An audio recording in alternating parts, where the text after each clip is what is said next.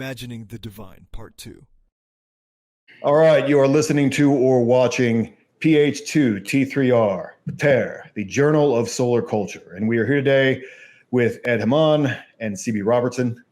And we're going to talk about imagining the divine. Pick up where we left off on our last podcast about that. You know, should gods have faces? Is it utilitarian? Is it their benefit to it? Is it a bad thing? Should God be abstract or depicted? And last time we had this conversation, I think CB Robertson and I both came at it from different angles and then convinced each other, and we ended up somewhere in the middle. And I think our answer was sometimes, sometimes both, which is actually probably the right answer in most questions. In life and whatever, but this podcast is not sponsored by Monster in any way, but it could be. Anyway, so we brought in Ed today because Ed is our Vedic guy, our Vedic guy, not post-Vedic, because as he joked before the show that I think we're the only people who say post-Vedic, but he's our font of Vedic wisdom. So he had some thoughts about the way that, we talked a lot in the last podcast about, the Hellenic forms and Platonic ideals and the way that, the contrast between, Islam and some of the more, things where deities are humanized. And so Ed is going to talk a little bit about the more Eastern way of looking at the, from his studies in India and looking at the Rig Veda and so forth. So, Ed, start. There's a lot. Let's see where we'll go, where we end up. Thinking about Rig Veda, as far as we know, and I've really tried to look into this, as far as big scholars and little scholars like myself, there were no temples during the Vedic period. No deities, no deity worship. There was fire, and the forces of nature that it's believed most of the gods, the devas, sort of came out of lightning, thunder. Can I stop you there for a second? Just because that's an interesting point. Because almost every culture that I can think of built temples, and that's actually pretty interesting to have a culture that didn't build temples, because eventually they get around to it. If at the level of development that these guys were obviously at. Usually they get around to building temples. It becomes a thing. If we have a god, where does he live? We have to, where do we, make these observances? So that's actually an interesting point. So in all the scholarship that they've done, you're saying that they've never really uncovered evidence of a Vedic temple at all? No temples and definitely no deities. And reading that book that both you and I have been reading recently, Vedic Mythology by MacDonald. The very, very introduction, I found really interesting as far as talking about forces of nature, powers of cosmic order, evolving into named gods. And then he sort of talks about how eventually you get to the point, like with the Hellenic pantheon, where you can't even really tell necessarily what force of nature, what power of cosmic order they may have sort of evolved from. But in the Rig Veda, it's a little closer to the source. It's kind of clear that you're dealing with lightning, thunder, rain, the sunrise, the sunset, the rays of the dawn, all of those things. It's pretty clear where the force of nature is. So I think that's pretty interesting. Well, another thing I've been looking into, though, in this, there not being temples, and I can only say so much about it because I'm still kind of trying to dig into it, and it's the idea of something called Indra Dvaj, Indra's flag. you think about flags and banners as symbols, super important to this very day. We kind of take them for granted almost, like how important flags and banners are, especially politically. But Indra's flag is alluded to in the Rig Veda, and then in some of the later Vedas and going forward, it becomes a bigger thing. It's mentioned in Ramayana, Mahabharata, that there's this huge festival, which actually takes place in modern times in Nepal, in Bengal, and in South India. There's this hoisting up of a pole that has Indra's flag at the top. So I've been thinking a lot about that. Like, was that almost like a type of a form of worship, perhaps, symbolically? Because it's mentioned, you hear in the Rig Veda, there's a couple of places where the Maruts, Indra's band of decked out dudes, where it says that Indra shakes in the presence of the Maruts. And some scholars believe that that is talking about, since the Maruts are technically wind gods, wind deities, that shaking is the fluttering of a flag. And in the first book of Rig Veda, book 1, hymn 10, it describes Indra being raised up high like a pole. And so this festival still takes place now. So that almost sounds as if Indra is being described as the flag. Yeah. Well, one of the things that it struck me about when you were talking about the flag and how important it is. I mean,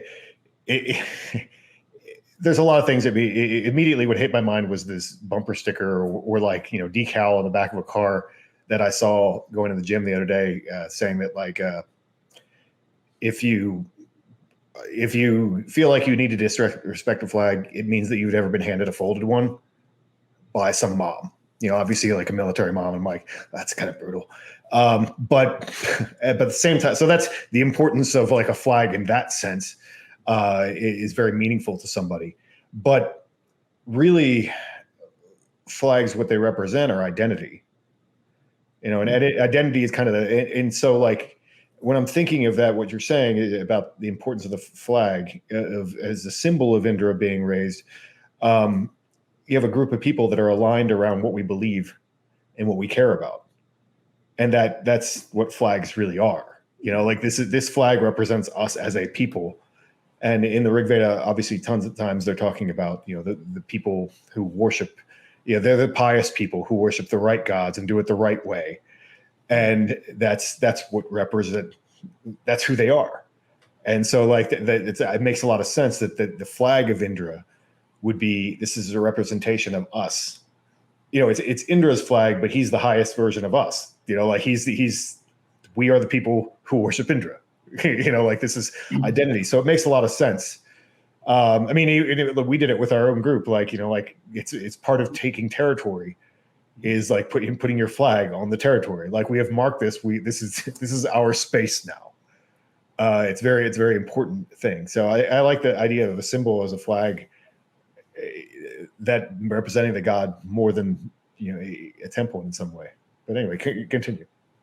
Yeah, and there's just not much information about it going that far back. But the fact that it's mentioned that this Indra flag raising festival is in the two great poetic epics of India, and then it's taking place now sort of off the beaten track in a way. It's not like across the board super common, but it tells us there must. I'm really interested to know how important it may have been, especially considering no temples, no deity worship.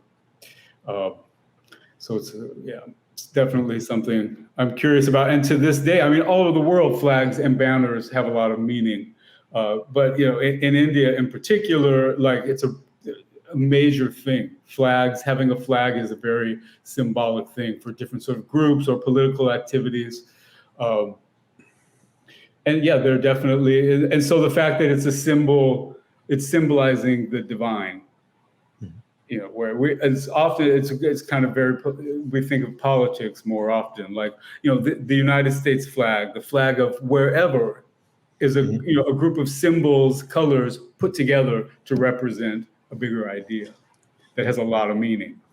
Well, and it changes the experience of the space that the flag is flying in. It's so interesting to be talking about flags today on, is this August 6th? Because like 2 days ago, one of my favorite philosophers, Matthew Crawford, put out an essay. It's the first part of a 3-part essay talking about, how we are currently politically organized and the prospects of that. But he specifically detailed the difference and more importantly, the similarities between a patriotic July 4th parade, 4th of July parade, and a pride parade. And both of them are sort of pride and identity shows with lots of flags, very ostentatiously demonstrated. And, people, one of them is legally official, but one of them is increasingly culturally official in a way that is sort of at odds with the other one, because they are viewed each one as antagonistic towards the other in some way. And, living, shall we say, closer to the heartland now than I did, 5 years ago when I lived closer to Seattle. You can sense that the difference in wait, if that's the heartland, what is Seattle then? No. Where I am now is no, I know. That's what I mean. If that's the heartland, like, what is Seattle? What is it? The buttland, or like what? Like what part of the body does that come from? Well, to borrow from Irish geography, I would call it beyond the pale. On the periphery, on the seaboard edges of the country. Right. I think the genitals is more Florida, but I could be getting my geography wrong. But yeah, it's there's definitely a different flag in that space, and it changes, whether you feel like you are at home or whether you are an outsider in a given space, sort of going to that identity thing. And so it's interesting to think about flags as sort of claiming territory or space for a deity. And does that establish a home for a deity or not? Does it even signify, or does it is it a depiction of the deity itself, or is there some distinction between signifying a deity and depicting a deity? Especially given what Ed was describing as the depictions of Indra in terms of a flag. It's very interesting. Yeah, for sure. Yeah, so I don't even know where to go with powers of nature. But I mean, that I was thinking, sometimes I think like back in the day, with somebody asking their father, is Indra real? It's like, no, Indra, was the conversation like something you might hear in contemporary times? No, Indra is just the symbol for the thunder and lightning, and the rain comes, and then there's grass, and everyone is happy, or is it like, yes, Indra is real? How dare you say that? How dare you ask such a question? I've thought about that, because sometimes we explain things that way, to others now. And in a way, it's kind of a buzzkill. It's sort of like, do you really believe that Agni is a person? Well, yes, of course I do. But then at the same time, maybe not, And so, yeah, abstract symbols can be really powerful. The flag, the idea of the flag proves that, so, and we have official order of fire flags as well. So, those, that may be the thing. There may be somebody that, looks at an anthropomorphic image and is completely turned off, but then the flag, they go into some sort of internal, thing. Yeah, well, I mean, that's why I like symbols, and that's what we talked about a little bit in the last podcast, is that symbols, they combine a whole complex of ideas into a thing, and so it's about the ideas, not a guy, Like that's kind of the difference of the discussion. Like is it a guy or like a super guy, or is it just an idea or a cluster of ideas that have like a great amount of meaning? I mean, because like our symbol, I mean, it looks like a Vajra, but it was also meant to be the center was supposed to be the axis mundi, and then that was supposed to be the earth that goes across there. It's on your shirt, so I'm kind of like just looking at that. And then it kind of also represents fire that comes up from the ground and then order that spreads outward. So like when I was making it, that's what I was thinking of. And then I'm like, oh, it kind of looks like oh shit, it looks like a Vajra too. So like it comes together and it means, so it has all this meaning layered into it. And then, it represents a whole set of ideas that's bigger than that. And if you've been in the order or whatever, and then it links to a whole bunch of essays and thoughts. And, so it's all, I mean, really a meme, memeplex or whatever in the Dawkins picture with impact font on it. Before that, like the actual like original definition of what memes are. That's what symbols are. Is they take this memeplex and like put it into this little fucking symbol. I had somebody ask me the other day. It was a teller at a supermarket. He's like, saw my Eggleshammer and this tattoo, and he's like, "Is that supernatural?" I saw it on a show, and I was like, "No, I don't really want to get into like, it's Icelandic magic technically, like medieval Icelandic magic, but you don't want to get into that with people. But anyway, but yeah, I love the idea of it being a flag or just a symbol generally, like that it could be raised. In honor of the gods, but then that's not a guy, it's not, because it's a different thing. Worshipping a guy is a different thing, It seems like a little bit of sort of someone's personal nature, their proclivities, and then also the greater culture that they're in, probably has a big influence on what works, as far as whether more abstract concepts or more very sort of human-like concepts. Like, and you look at post-Vedic, you look at Hinduism. There's two main sort of basic schools of thought as far as like the nature of things. One is Advaita, which is non-dualism, and the other is Dvaita, which is dualism. And that's sort of like the nature of the soul and in relation to God. So the Advaita is like a more impersonal, that there is no duality. All is one, you could say. A lot of this all is one stuff kind of has its roots in that. And then the other side, Dvaita, the dualism, says that there is inherently a difference between God and the soul, or God and man, and so the non-dualist school it still has deity worship, Shiva, Vishnu, etc. But the idea is that man needs some sort of concrete form in order to conceive what is ultimately inconceivable. So someone might say, "Oh, the deity the deity worship is a tool for your consciousness to try to directly experience the divine, which is ultimately unknowable and has no form." But then the other side, the dualistic school, is no, God actually does have a form, and we are somehow the same and somehow different. And it's inconceivable, but God has an absolute form. And it sort of is similar to the Platonic ideal. That is sort of like the idea of Maya, the illusion of the world, is that, okay, well, the reason there's a table is because God's perfect table exists in the spiritual world. And the table here is a perverted reflection. Same with your body. You have a body because God has a body. You have sex desire because God has sex desire, but his is absolute, and yours is a non-ideal reflection of the real thing, and so on with everything.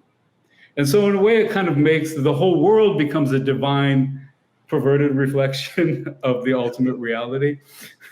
Well, that's one of the things you were making me think of. I mean, does this have a relationship to the Agori?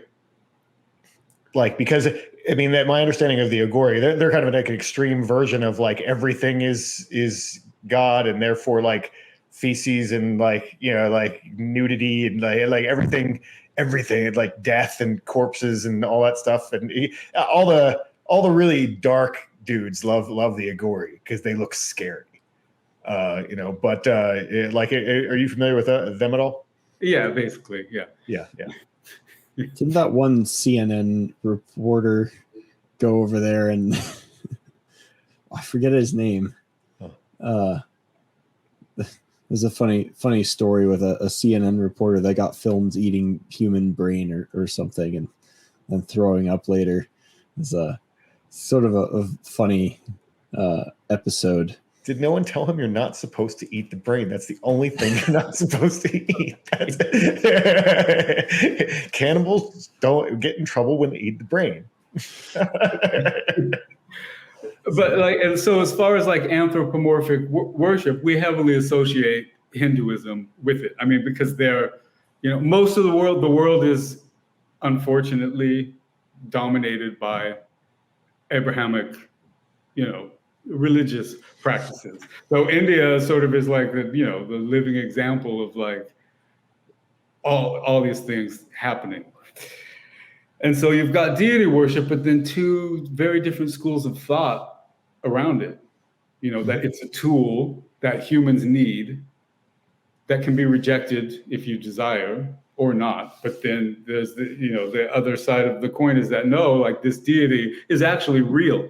And it goes beyond, like I talked about the comparison to Platonic ideal, but in those theological schools of thought, the deity is actually non-different as well. So like, especially with the worship of Krishna, the deity of Krishna is non-different from the person himself. Same for the name as well. The name of Krishna is Krishna himself. That there is no difference. Which also makes you think of sound. Sound is another abstract concept that we can imagine the divine with. I mean, just before we get into the sound, because that's actually a totally neat idea. But I find it fascinating that the way you're articulating this is basically the discussion that we've been having. So it's like there are dudes sitting around in India at some point having this exact discussion of like whether or not we should depict the gods and whether or not they're real. And I like the answer that you gave was that sometimes you have to depict them because it helps engage with the human consciousness, which is kind of what we were talking about in the last podcast. Okay, well, it makes it more relatable and people imitate other people, and like that's what we do as monkeys, and so that makes perfect sense that you would have to do that. So the idea that they've come to that conclusion, well, this is why we have to do this, to make it relatable to humans is kind of a fascinating topic. Just imagine two dudes sitting around in the dirt like it's discussing this. I know that not everybody in India sits in the dirt, but we have that association. Yeah, theological and philosophical debate is like it's like an Indian sport for millennia. A lot of the most famous figures in religious history there got their status because they debated somebody and defeated them, based on deeper understanding of Sanskrit grammar, or bringing out a certain meaning, in a passage from one of the scriptures, that defeats the other person. But then, so there's a theological argument: is it real or is it not? Is God a person or is God not a person? Well, to put India on even ground for a moment, I have sat in the dirt in South Central Washington and had these sorts of conversations around around a fire in the dirt in the wilderness too. But this conversation about, is it just utilitarian or not, brings to mind all these stories, I think in both the East and the West, of gods that come down either as avatars or in the form of a human being, like Athena taking the form of Mentor. And if an artist depicts the manifestation, perhaps Zeus as a swan or something, is that a depiction of the god, or is it just this utilitarian thing? It seems like when the gods take many forms, which most gods are believed to be able to do, any depiction of a form is a de facto depiction of the god. It's just we understand from the context that it's a manifestation, that any given depiction is going to be insufficient. Right. It's like an aspect. It's like a costume that the god put on. Right. The god itself could be inconceivable. Or maybe but a the god mask. put on a costume, to take him and a mask. Yeah. Which seems relevant. Aren't there some places where people are believed to literally take on the form of a god when they put on a particular mask, in like certain initiation ceremonies and in other rituals where, putting on the mask, the god is believed to, in some sense, reside in the mask or in the role that the wearer of the mask takes on in some way. Absolutely. I mean, speaking of initiation things, which is the first thing you said, I mean, obviously that's the convention and initiation processes is that, people, young men usually, cover themselves with ash or blackness or take on spooky masks or whatever. And they usually represent the ancestors. Like the ancestors then speak through them and they become part of the ancestors, and they're no longer themselves. It's part of the initiation process is that this dissociation where you're no longer who you were and you're kind of no one. And that's what the liminal space is. You're in this threshold space between one thing and another. So you're nobody. And when you're nobody, you're like the ancestors that So there's that. But I'm absolutely certain that I can't come up with a concrete example, but yeah, there are a lot of things where God speaks through the person once they put the mask on, like depending on what culture it is or whatever, they are believed to be a representation of like God, like the God is in them. In the way the Christians say, like, God is in me or whatever, like I got Jesus in me. But they are representing that form when they're, and people regard them that way, I believe. Like this depends, how literal that is or not, like in any given case would have to be, dependent on the society and probably what level of development they're at and what, whatever. But,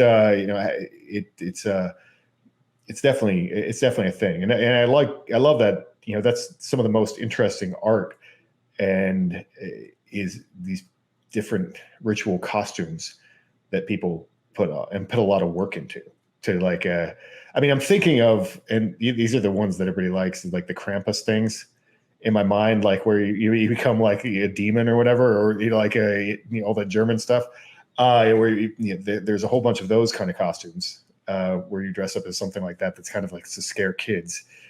But then there's, other things, as well. I mean, speaking of Germanic stuff,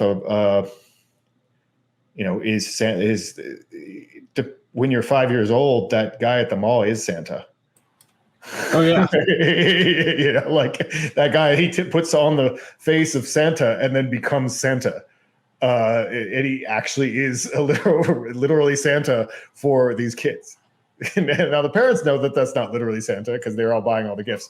But like to the kids, that is literally Santa. Yeah. Well, it begs the question: what is the Platonic true Santa? Is it the story of Saint Nick? Is it the literal person he's based on? Is it the ideal he embodies? Like who's the real Santa? Interesting. Yeah. Who is the real Santa? Because it depends what time in history, too. I mean, like, what does Santa really represent? In America, there's this very Norman Rockwell kind of version of Santa that goes with Coca-Cola and like the art and like exactly what Santa is. And, he represents giving toys to children. And like in my era and my and Ed's era, you had those stop motion animation things of Santa. And they were really Santa, like that was really what it represented. You had the stop motion, the classic like stop motion cartoons where they go the island of misfit toys. And that's what Santa is this jolly guy who's like is trying to do nice things and and help people. So it's that becomes what Santa is. I mean, to me, that's what Santa is as the child.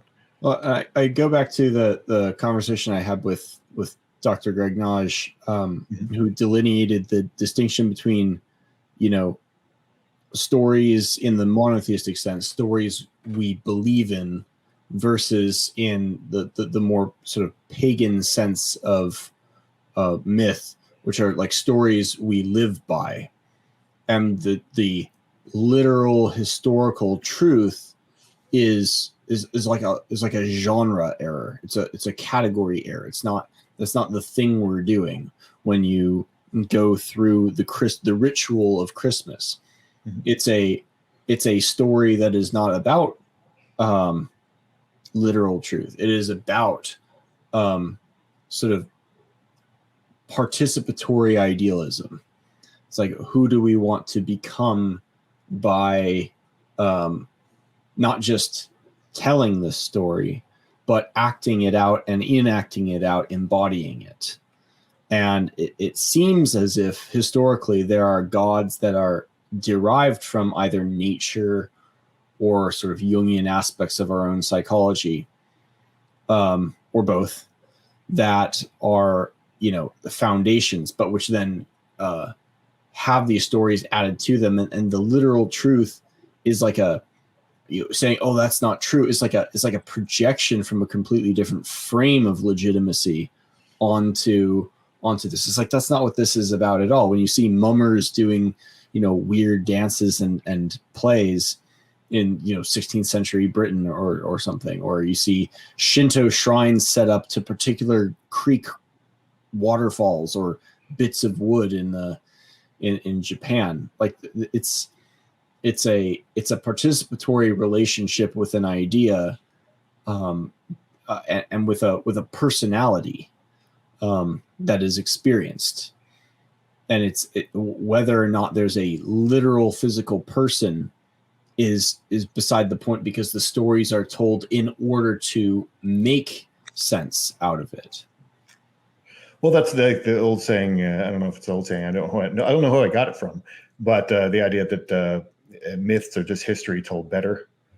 Like where it's a different. This is the better tale, and really, when you really dig into what actual history is and what we know about so much of the ancient world, there's really a big overlap in what in what was propaganda. What was propaganda and what was true, what actually happened. I mean, like how many records do we really know that happened? I was talking with a friend yesterday who after deep diving into one aspect of history about 200 years ago was he's like, history is basically just liars lying about liars. It's like, so wait, it's a myth. Perfect. No, it's not even a myth, because it's not even that sacred. It's it can become sacred, and that's when it gets really bad. But it's not even sacred. Whereas the myths of the more religious kind, it's like, no, we're at least in the what we can loosely call the pagan or heathen or Hindu or Shinto world, seem to be like, no, we're not even going to pretend to go after this overrated idea of historical truth. We're going to go straight to the heart of the matter, which is, what is the real personality and essence of the things that we care about? And let's tell stories that embody those things. Absolutely. I mean, it made me think of, as we were talking about myth making, I mean, and liars telling lies about lies, not to be vulgar, but what they're doing now with like January 6th is a big example of creating truth. Like, they're actually creating a truth, and they're working really hard. And if you don't, you have to agree with the truth. Like we're fighting to establish what that truth is, and it's all a myth. It's not a myth because, like I said, that's not even a good story. It is a sacred representation of reality.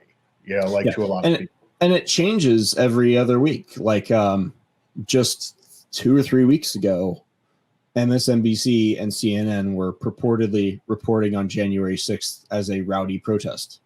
They completely changed they're doing an about face because things are different now in terms of what's beneficial to whom and so forth. And like you said before, this has probably always been true. There's a book called The Machiavellians by James Burnham that describes Dante, author of the Inferno. He wrote another book called De Republica, which is ostensibly a theological book on political theory and how the ideal state should be structured. And taken at face value, it makes no sense. It is absolutely nonsense. But understood within the context of a very niche, like, battle within Italy for control of some city-state. It was, and one side was like allied with the Pope, while the other side was kind of not. And it was just propaganda. It was just propaganda. And Burnham exposed that beautifully, and I think inarguably. And yet it's being presented as a text of political theory. And I think perhaps more relevantly to the gods, our friend Clinton has been, deep diving into how was it exactly that Odin became the head of the gods. Well, it turns out Odin is believed to be the father of many of the kings. So Thor and Odin sort of get elevated by Snorri and some of the Eddas, and you see something similar with Shakespeare and Macbeth, who was actually a good king, and Macbeth was kind of meh, but we can make Macbeth look bad for political reasons. Yeah. And now it's Shakespeare. Now it's canon. Yeah. Well, I mean, what you said, obviously, I was thinking the exact same thing as far as the whole idea with Odin and Snorri.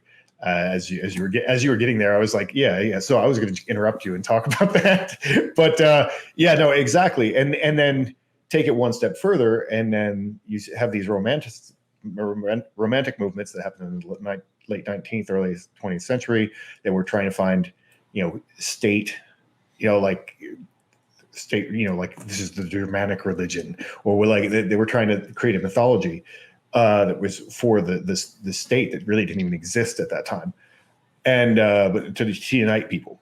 And then it became a romantic thing. There was all this art created, and then the material from that period. Then was that like Schiller? Maybe there was a lot going on. There was a Hegel lot for sure. Yeah, there were a lot of people going. There was a lot going on. I mean, it was a whole art movement, really. In different countries. I mean, I believe, and I don't want to say something in error here, but I believe that the Karavala, because I'm probably pronouncing it wrong, but there's one that they made up for Finland, I believe, because they needed one. I don't know if that how ancient that actually is. I might be wrong about that. So whatever. But there are a lot. Everybody was looking for a national, this is our roots thing, and that they romanticizing the state in a way, this is our roots, and that obviously we know which direction that went in with one particular state. But that was happening everywhere at a certain point. What is our founding mythology that comes before us? And that's probably really a reaction to the death of God. Is that we need a founding mythology for the state to legitimize it. But that's kind of a sidebar. Anyway, but yeah, where I was going with that was taking a step further is then you have people taking the material from that era And now, like the neo-pagans and stuff, actually having a literal belief in or whatever of these things that came from propaganda 1 and propaganda 2, like the second time recycle propaganda, but they're having this like religious experience with this propaganda, which is fascinating. Not wrong, whatever, but it is interesting to see that kind of thing. But I do want to take it back to, obviously, because Ed threw out a really interesting concept, which was the idea of sound and how sound represents gods. I mean, and that's, when I think of it in the Western sense, I'm thinking of all of the symphonies that were written for churches to play on big organs, which are the best ones, really. in my totally unbiased opinion. If you don't have an organ in your symphony, fuck off. But there's something about a pipe organ that brings it home. But but most of those are just big symphonies for God. They're trying to represent God in sound, and we have certain things that become synonymous with higher ideals. I get misty when I hear the dun dun dun dun, because from Man of Steel, the soundtrack. I'm like, because that represents everything to me. So I played it on the keyboard one time. I was like, oh shit, that's God sound. But Ed, where were you going with that as far as like the way that sounds represent ideas in the East? Well, just as another example of a sort of not anthropomorphic, abstract idea that's really powerful, and it doesn't just take place in Hinduism or Buddhism, but, you've got Om. Om is it's written, when it's written out, it's very symbolic and sort of stands on its own and has a lot of meaning for a lot of people. But then the sound itself, is considered a sort of a manifestation of the divine. That the sound itself is the divine.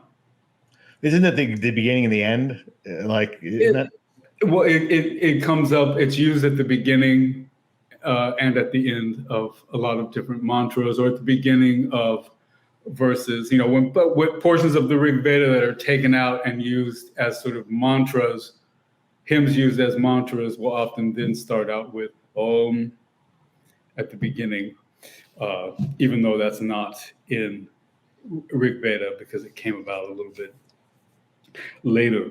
But and then in Rig Veda itself, the chanting of the hymns along with the fire sacrifice was super important, and the correct pronunciation and the correct meter, we know, was very, very important, and that doing it wrong was almost like doing a magic spell wrong and could bring harm to a person reciting the Vedic hymns. And so, sound. It's funny. There is we had mentioned Plato before, and there's a lot to say on Plato and forms and stuff. But pertaining to sound, there's a dialogue called Cratylus, where it begins. It's this very amusing dialogue where a rhetorician is accusing someone else of having the incorrect name. Like he's saying, your name is wrong. You don't have the correct name. Just kind of a baffling allegation, but it's amusing, and it leads to this long conversation that sort of concludes with the meanings, not just of names or of given words, but of the sounds themselves. What is the meaning of that, like an S sound or this particular consonant, and how there are different connotations to different sounds, and from an understanding of these sounds, you can construct the correct name of a thing, perhaps. Sort of on the converse side of that, there's someone like Joseph de Maistre, famous French philosopher, like the good kind of French philosopher, though. Those the one French philosopher holding back the floodgates or trying to against all the other crappy French philosophers, but who said that it is impossible for a human to give a positive or commendable name to a thing. All he can do is give a name to it, and if the thing is good, that name will acquire a positive connotation over time, or a negative one, perhaps. And so there's like a sort of Shakespearean would a rose by any other name smell as sweet sort of question going on between these the view presented in Cratylus versus the view presented by De Maistre in the power that names have. I think everyone agrees that names are powerful, but not necessarily in the way that they are powerful. Yeah, I mean, obviously there's names that just sound wrong, and obviously that's very cultural. One of the things that comes up, I think, in our group a lot because we have Australians, is that in Australian, it's putting an E on the end of something is not gross and infantilizing the way it is in America. Like you put E, it's like, oh, are we speaking baby talk now? Like, yeah. oh, that's snuggly, like you know. But in their culture, like that's totally normal and not it doesn't have the same connotation at all. But to my ear, whenever I hear it, I'm like when he says hot chalky, when Josh says hot chalky, I'm like, whoa, oh God, what? that's terrible. That's what you call it when you give it to a child in America. Like you're some chalky, and really you shouldn't even talk to your kids that way, probably. But yeah, in Australia, that's not a thing at all. So I mean, Barbie is basically a word sound, at the end of a word, and also like the way that certain.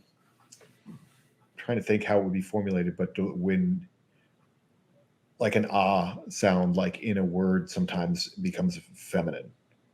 Like at the end, like in names, like there's certain things that you wouldn't give a name to a guy because it sounds like feminine in it. And I'm trying to think what the example is, but I know I've thought about it before. So in my family history, if you go back about 6 or 7 generations on my father's mother's side, there are sets of cousins. The males are William and the females are Williamina. Yes. Yeah. Like that. I mean, like this is the way. I mean, like the way that in Spanish you make a diminutive of something by in a certain way. What's it? This is an E at the end of thing. You know what I'm talking about, Ed? Ito. Yeah. Like you make something. Yeah. Something. Yeah, ito. It just makes something cute in a way. But you have the choice of masculine or feminine, at least. Right. Yeah. Ito, ita. Yeah. Yeah. So, but I mean, sound. Yeah. Back to sound. Like, and with the whole thing with Om, there's the idea that the universe was, called into creation by an utterance, by a sound vibration. It's kind of the Bible too, in the beginning.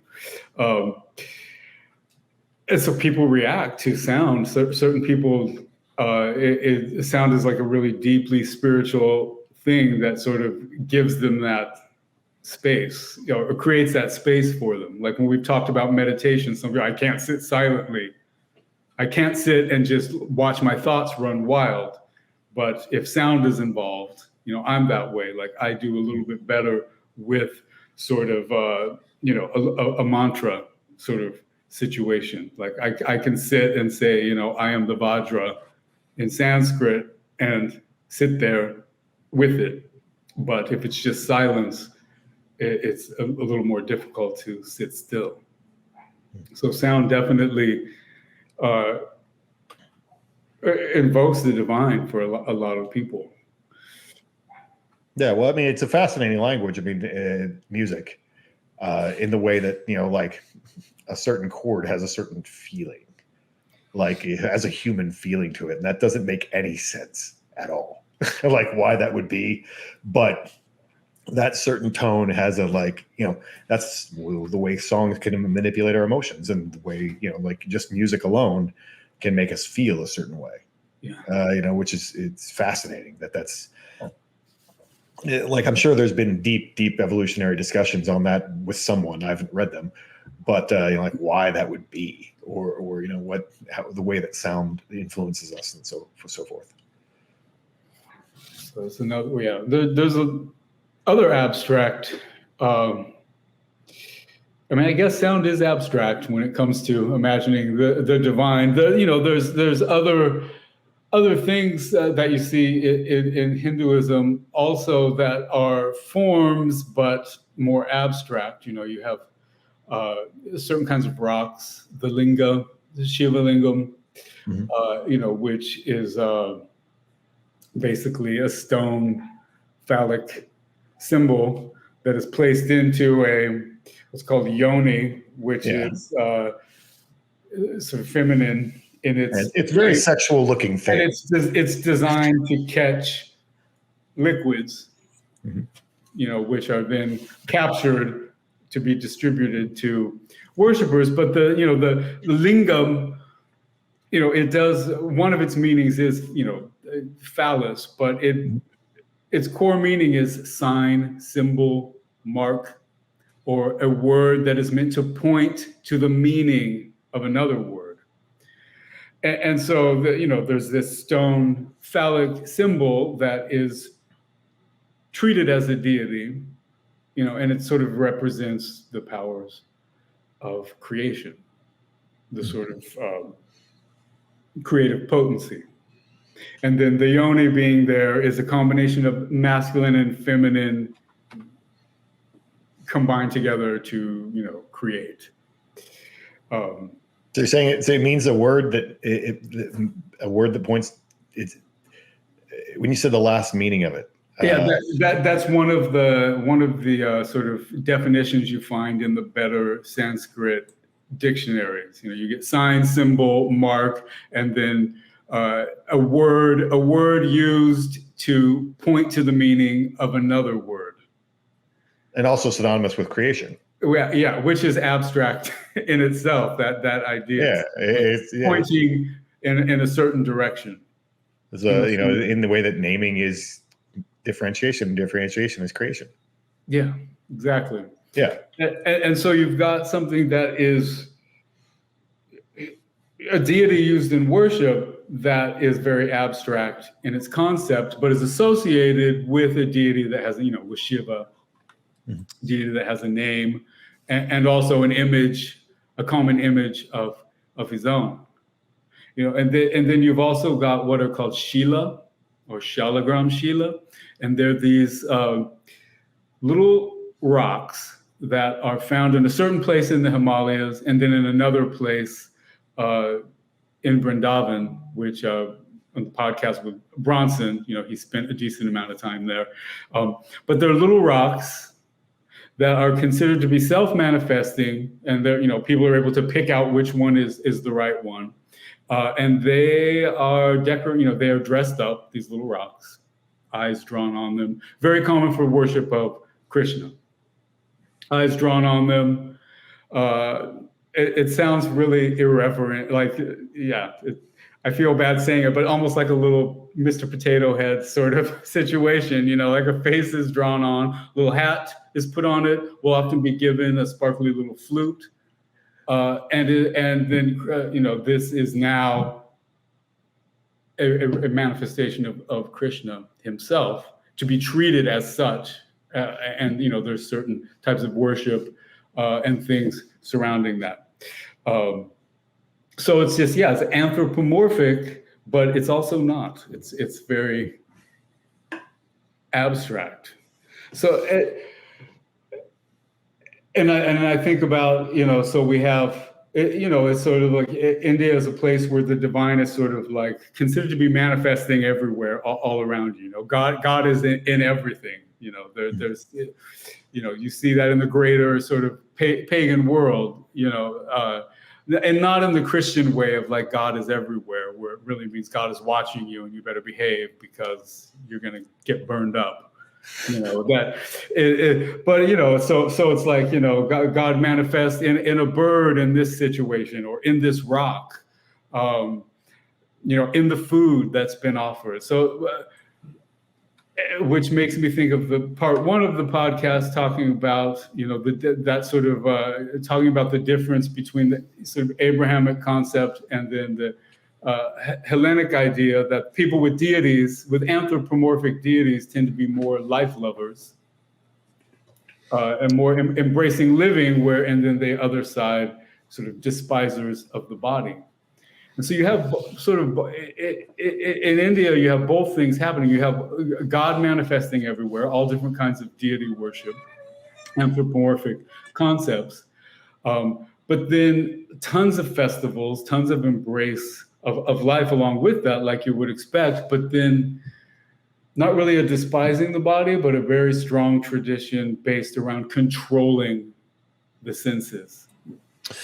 Well, and sort of to go off of the first podcast in the Greek world too, there are certainly ways in which the gods are depicted and anthropomorphized as people, but there's also, and I've been diving into this in particular in the last week and a half, 2 weeks, ways in which the gods are depicted by association.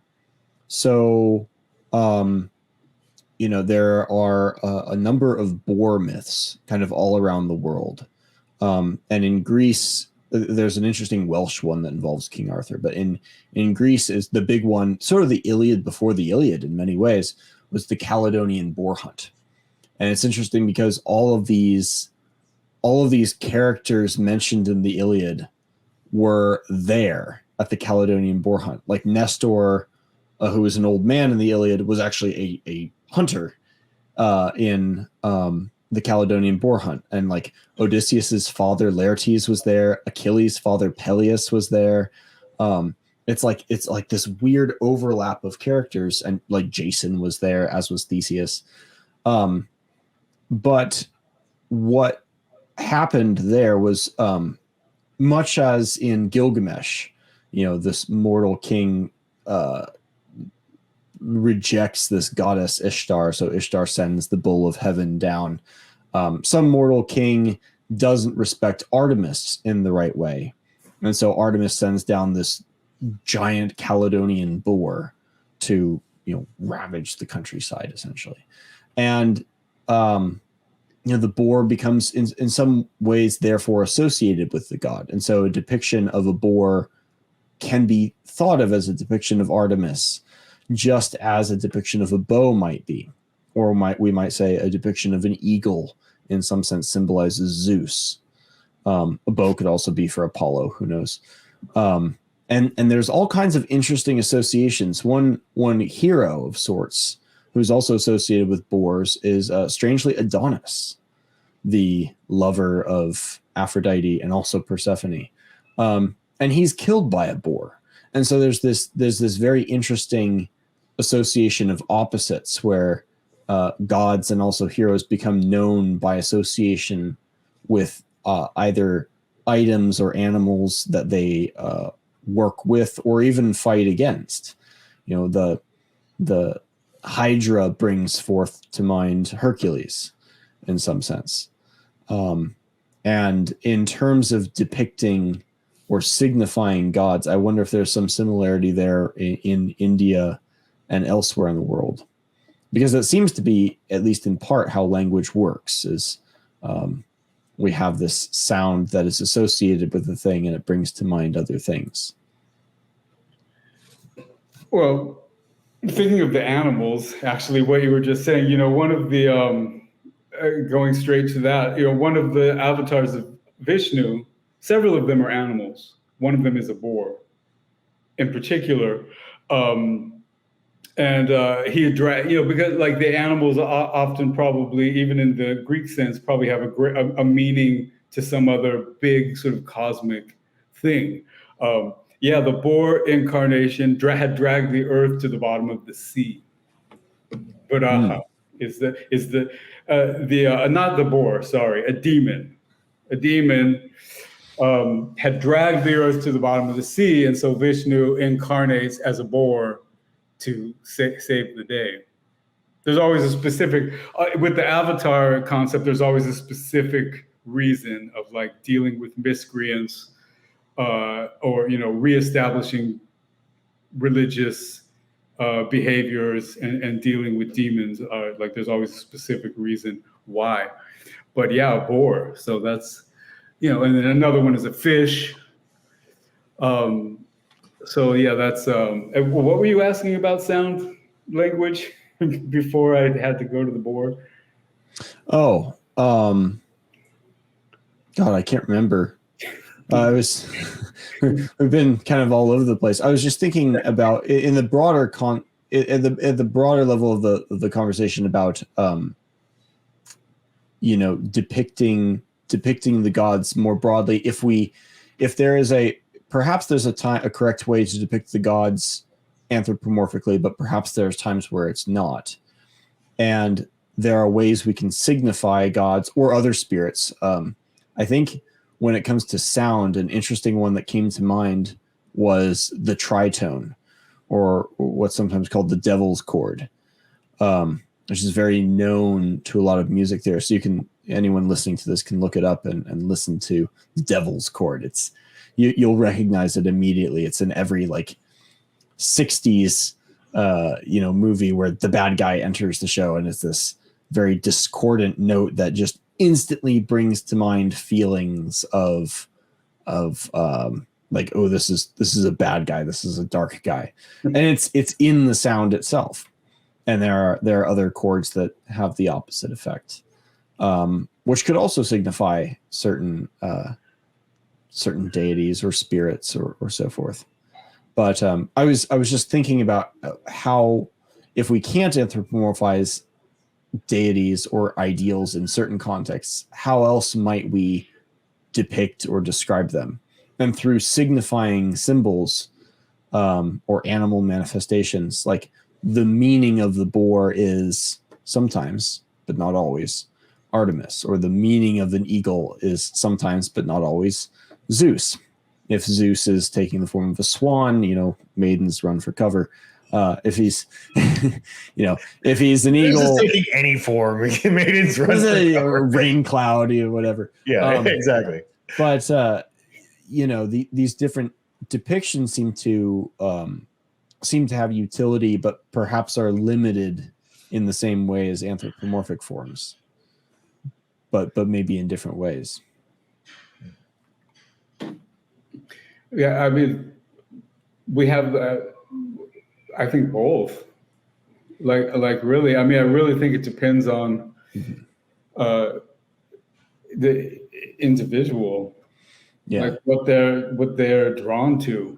Well, and in the context too, right? Because it would be much easier if we were suppose we were all in a Zeus cult, hypothetically. It would be don't tease. It would be a lot harder to put like a statuesque anthropomorphic figure on a flag, to go back to flags, than it would be to put a simple eagle. It's like, oh yeah, that eagle is Zeus. This is that easy done day. We have our flag, and it's good to go.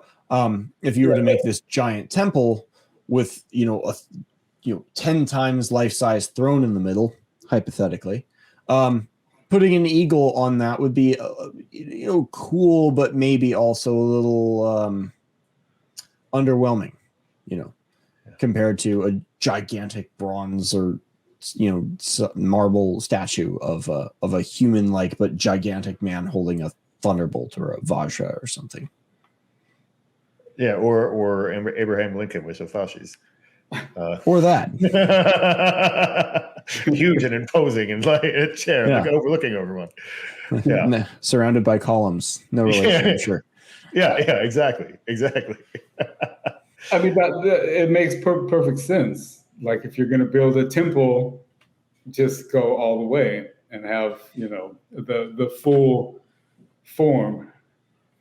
Yeah. But then, on a flag, it makes no sense. And the Indra's flag that is used in those modern the festival that still takes place, it has a vajra on it. Okay, I was just going to ask that. I was like, well, wait, I skipped that whole part. Like, what is the symbol?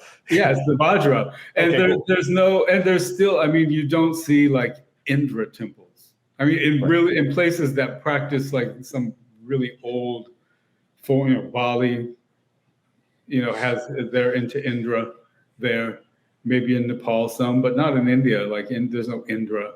Yeah, well, that's where you get all the Vajra with the open tines. They all come from Indonesia or somewhere like that. That's where they do that. Everywhere else, it's the Buddhist stuff where it's closed. But to get the good ones that are open and can be used as weapons, that you need to go to Indonesia or whatever. But yeah, it's like there's parts, like things that represent part of the concept of a god. Or, like the way, on my altar here, I have barley, and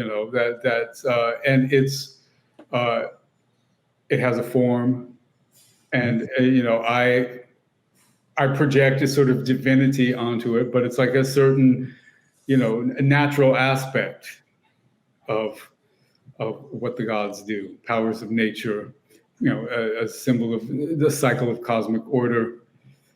So then, not to sound too utilitarian, but one could almost say from that that myths tie together a collection of otherwise unlike symbols and appearances and ideas into coherent personalities, such that an artist could understand how to, in different contexts, correctly depict the same god in a manner congruent to their context over time. So we can have a cohesive notion of Zeus that is an eagle on this flag, or a person in this temple, or a wreath at this festival, and all have some congruency in our lives and continuity of characters. Would that be one way to take this and to answer the question, how do we depict the gods or refer to them? Oh, absolutely. I mean, it made me think of the Greek stuff, just in terms of, when I was reading, I forget it, I think it's the Iliad, where they talk about the wreath of Apollo. Yes, it was and book I'm like, one. what a fantastic thing, artistic subject. I want to know what that looks like. Yes.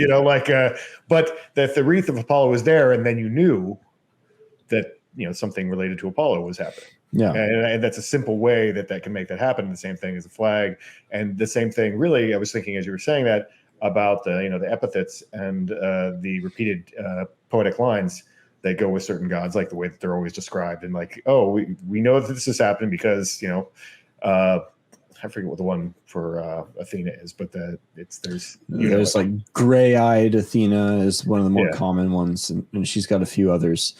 She holds the aegis of Zeus, depending on the translation, Zeus who loves the lightning. Yes, that was my favorite. This is great. This is great. And then there's a fun one with Dionysus, who has this wand, and I forget what it's called, but it's this time. THY something. It's a weird name, but it's got a pine cone on it. It's a fennel stalk with a pine cone, and it's got either a ribbon or ivy wrapped around it. I made one. Yes. Yeah, we made one 1 year at Volga. Because we associated with the fertility god, obviously. And it's yes, and it's associated with a lot of things, but it's in some ways almost it signifies Dionysus. Yeah, it is not necessarily Dionysus himself, but it sort of summons him or brings him to mind, as the wreath does with Apollo, and I forget all the different objects associated with all the gods. They probably have multiple ones for single gods, but the ever burning torch of Rome was it's an object, but it's associated with the Vesta cult. Yeah. They nominally adopted the Greek pantheon, but Vesta was actually the chief goddess, the core of Roman myth, and the Vestal fire was that god, and it signified all the hearth gods, which is like the ancestors basically, and watching over that. Didn't the Romans, speaking of, didn't the Romans have a sort of concept of choose your own deity? The Romans were very tricky and very politically fast and loose with their pantheon. They're very happy to bring other people's gods into their pantheon because that's how they controlled them. And they would very quickly pay lip service to and adopt and even pay homage to other deities and bring them in, so long as the taken over nation took on their deities as well, and the sort of give and take. Yeah, but or they wouldn't do one-to-one comparisons like when we're always talking about. Hermes is Odin. Yeah, Hermes is exactly. Odin. Oh, clearly, like we did that. We talked about that when we had our meeting last week about the Tom. Like when they encountered the Romans and encountered the Celts and so forth, they're like, oh well, that god is clearly Hermes, or that is something else. Funny, you hear Christians sometimes do stuff like that as well. Well, 100%. But anything in the sky is, that's our god. You just don't know yet. but Vesta was like the heart and soul of their Yes. religious tradition, which is really just ancestor worship. And for members of the Order of Fire who are listening, I didn't get to read it yet because I've been busy this week, but I believe that Johnny Manas actually posted something, because when I had my meeting with him, he talked about a book that he had just read about the Roman family and how the fire in the center of the home was like really important. You had to keep the fire going. And I was like, wow, I was like, can you post about that and bring that up? Because especially to the men who have families and who are looking for like some kind of powerful symbol, or like there's a lot of utility there in adopting something like that, especially as the Order of Fire. And I'm like, there's something there that could really be expanded on into something bigger. And he had read a book. It was a really short book that he had recommended that was really just about the Roman hearth fire and that kind of thing. So it was I checked. He posted about it. I recommend to anybody who's in the Order of Fire to go on our network and look at that and see what book he recommended. And eventually I'll come up with something to put out. Maybe we'll have him on and we'll talk about that. But I think to kind of wrap up, because we're past an hour here, but I think the main point of all this is in terms of our bigger project of what we're doing. In discussing, is it good to depict the gods, or is it not good to depict the gods? Is it, should it be abstract or personified?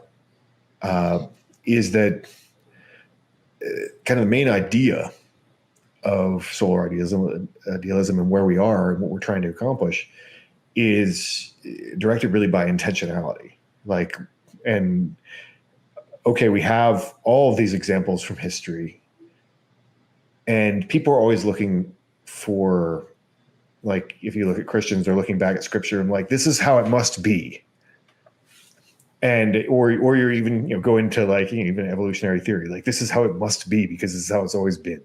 People are always looking for this is how it must be.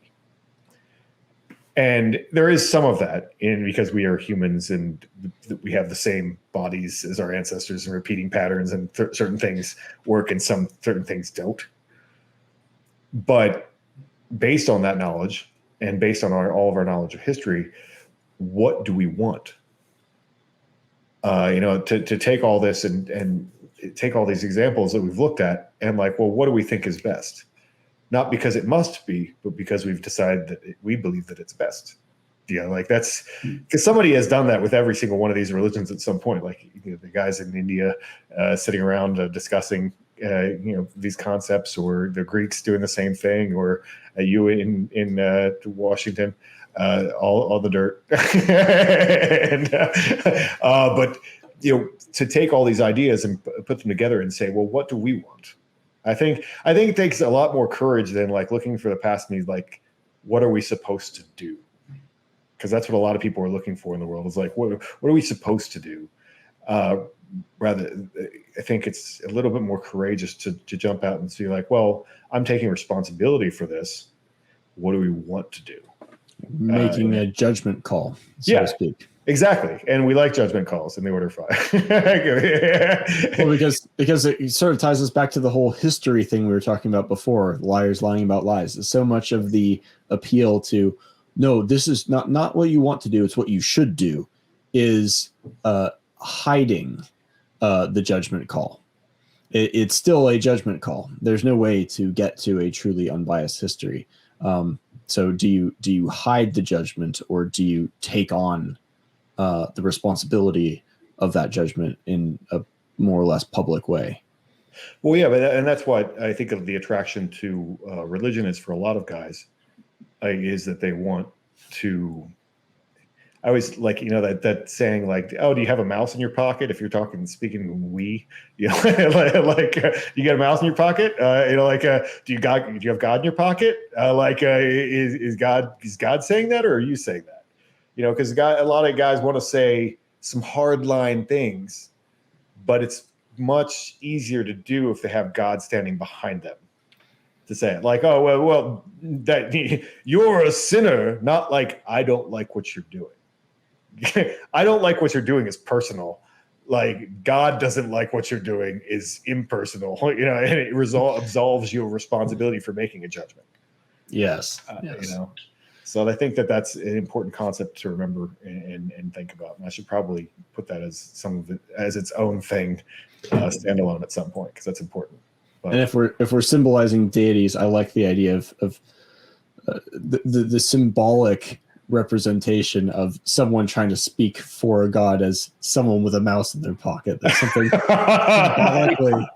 very nice about that. Yeah, you got a little mini god in your pocket. It's a little god figurine in your pocket. It's like a Tonka truck, or like a little not Tonka truck, but like a He-Man. It's like a He-Man figurine. God, you know that I'm old, but I'm He-Man. Yeah, He-Man. That's funny. But cool. Any final thoughts from either of you guys, or are we ready to wrap it up? Not this week. I'm sure we'll have more later. Yes, there are no final thoughts until death. It would initiate like 43 more minutes. So, well, that's good. We need to do more of these podcasts, like I said. So, hold on to that. Take some notes and then hit me up, and we'll schedule another thing, because we're having really interesting conversations. That's kind of what the Order of Fire is, and I think that a lot of people will be interested to hear these versus the same. How many texts? How many days I have to go by before I can text a girl? Conversations that most people are having. I think we can have. Are we allowed to represent gods is a much more interesting one. So cool. Totally. All right, guys. Well, thank you both for joining me, and we'll see some of you later probably. And stay solar. Stay solar. Pater is the cultural arm of the Order of Fire. For more, visit PH2T3R.com.